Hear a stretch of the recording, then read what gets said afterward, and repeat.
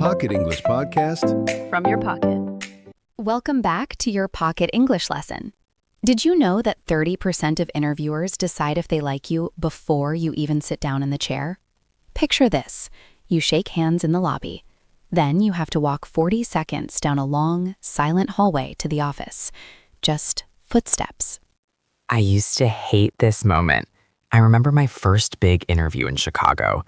The hallway was incredibly long, and I just stared at the carpet counting the tiles because I was too terrified to speak. I felt like a robot. Today, we are going to fix that. You will get 3 lobby talk patterns to fill the silence and start your interview with a smile. You know, Emma, looking back at that interview in Chicago, I think I actually lost the job during that walk. Really? Why do you say that? Because by the time we got to the conference room, the air was so heavy. The interviewer looked bored. I hadn't shown any personality. I was just a silent, nervous guy in a suit. That is exactly right, Jack. We focus so much on the hard questions, like tell me about yourself or what are your weaknesses, that we forget the most human part of the interview, the connection.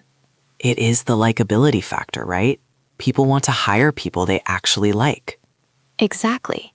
If you can make small talk for those 40 seconds, you prove that you are friendly, confident, and easy to work with. You prove your English is natural, not just memorized from a textbook. But that is the problem. My English was good on paper, but in that hallway my mind went blank. I didn't know what to talk about without sounding strange. That is what we are solving today. We are going to look at 3 specific patterns you can use in any building with any interviewer to break that ice. I am ready. What is the first pattern? The first pattern is what I call the environment scan. The environment scan. That sounds like something a spy would do. It is much simpler than that. When you are nervous, you go inside your head. You think about your answers, your tie, your sweat. Oh, yes, the internal panic. To stop the panic, you need to go external. Look around you. The safest topic is always the immediate environment. So talking about the weather? You can talk about the weather, but sometimes that feels a bit cliché. It is better to talk about the office itself. Okay, give me an example. Let's say we are walking down that hallway. What do I say? Nice wall? Not quite.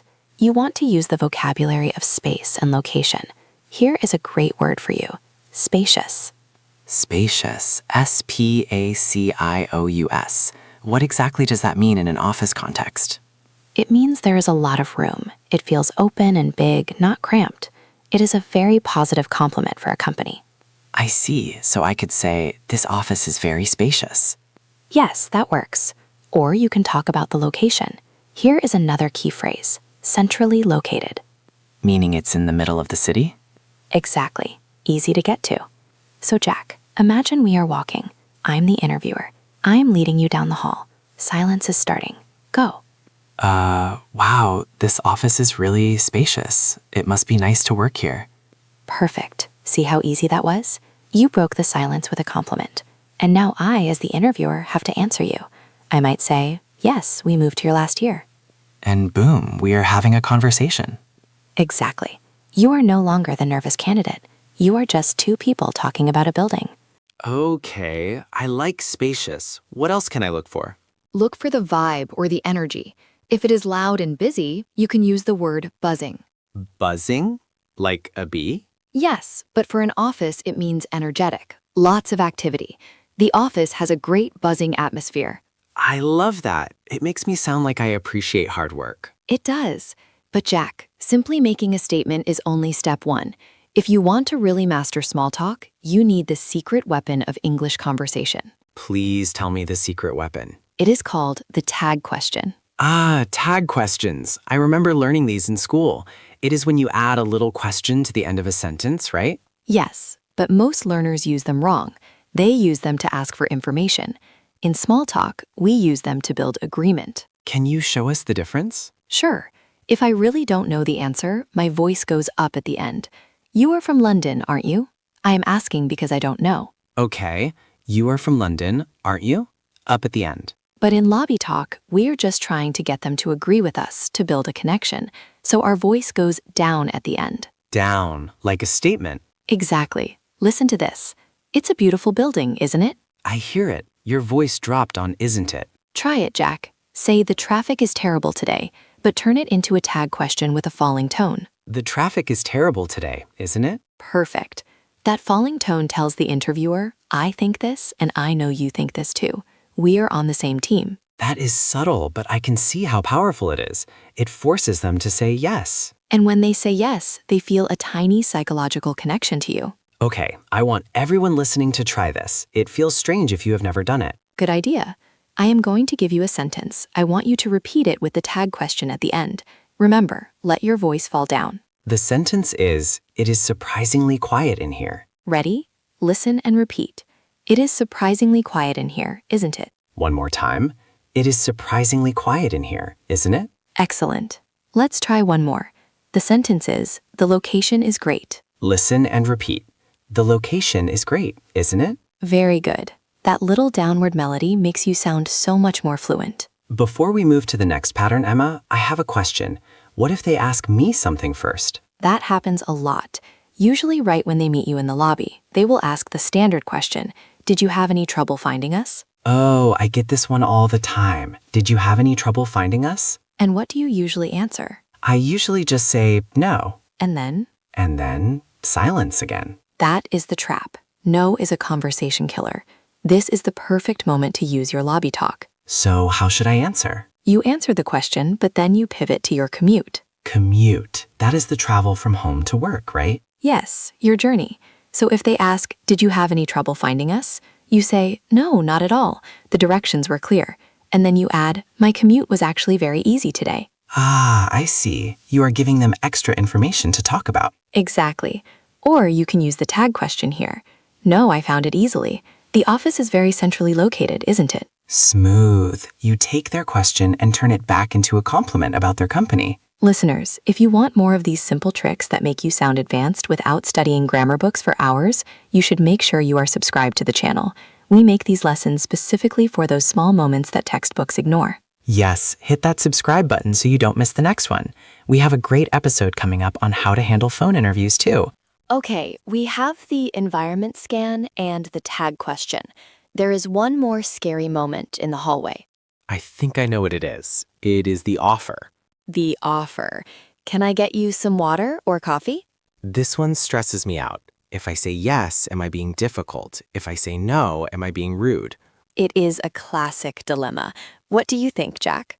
I usually say no thanks, I'm fine, because I am afraid I will spill the coffee on my shirt. That is a very valid fear. And honestly, saying no to coffee is usually a smart move. You don't want to be fumbling with a hot cup, a saucer, and your resume all at once. Exactly. I need my hands free for gesturing. But saying no to everything can seem a bit cold. My advice? Always accept the water. Just the water? Yes. Say, I would love some water, thank you. Why just water? 2 reasons. First, it gives you a prop. If you get a difficult question later, you can take a sip of water to buy yourself 3 seconds to think. That is genius. I never thought of water as a thinking tool. And second, it makes the interviewer feel like a good host. Psychology again. People like taking care of guests. Letting them give you water makes them feel helpful. So the pattern is refuse the coffee, accept the water. Right. And you can do it politely. I'm okay for coffee, but I would love some water, thank you. I'm okay for coffee, but I would love some water. Thank you. That flows really well. Let's put this all together. We are going to simulate the whole scene. A simulation. I love these. I am the hiring manager. You are the candidate. We are meeting at the reception desk at 9:58 a.m. I am nervous, but I am ready. Hi, you must be Jack. I'm Emma. Hi, Emma. It is great to meet you. Thanks for coming in. Did you find the building okay? Yes, the directions were perfect. It's a really beautiful location, isn't it? It is, yes. We love being near the river. Come on back. We are just down this hall. Walking sounds. This office feels very spacious. Is the whole team on this floor? Most of us, yes. The sales team is upstairs. Can I get you some water or coffee before we start? I am okay for coffee, but I would love some water. Thank you. Sure. Here you go. Have a seat. Thanks. Cut. Jack, that was perfect. It felt so much better than my carpet staring experience. I felt like I was in control. You were. You controlled the silence.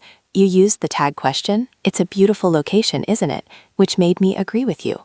And asking about the team, is the whole team on this floor? That was me using the environment scan. I saw the desks, so I asked about the people. Exactly. You seemed curious and confident. And notice, we haven't even started the formal interview yet, but I already have a positive impression of you. And I have my water, so if you ask me a hard question, I can take a sip. Precisely. You are ready to win. One last question, Emma. What if I try to make this small talk and the interviewer just doesn't respond? What if they are really grumpy? That happens. Maybe they are having a bad day.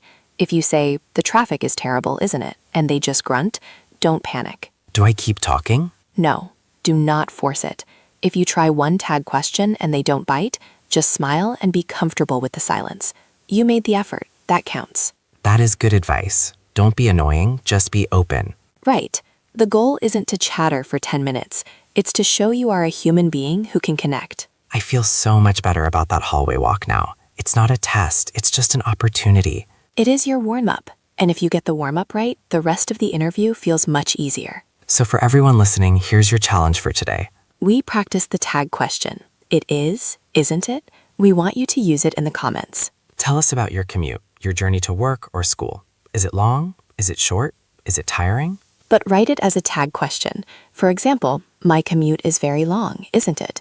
Or the train is always crowded, isn't it? I will be reading the comments to see if you get that intonation right, even in writing. Practice makes confidence. Next time you're in a lobby, you won't be counting tiles. You will be making connections. You've got this. Good luck with your interviews. See you in the next lesson. Bye.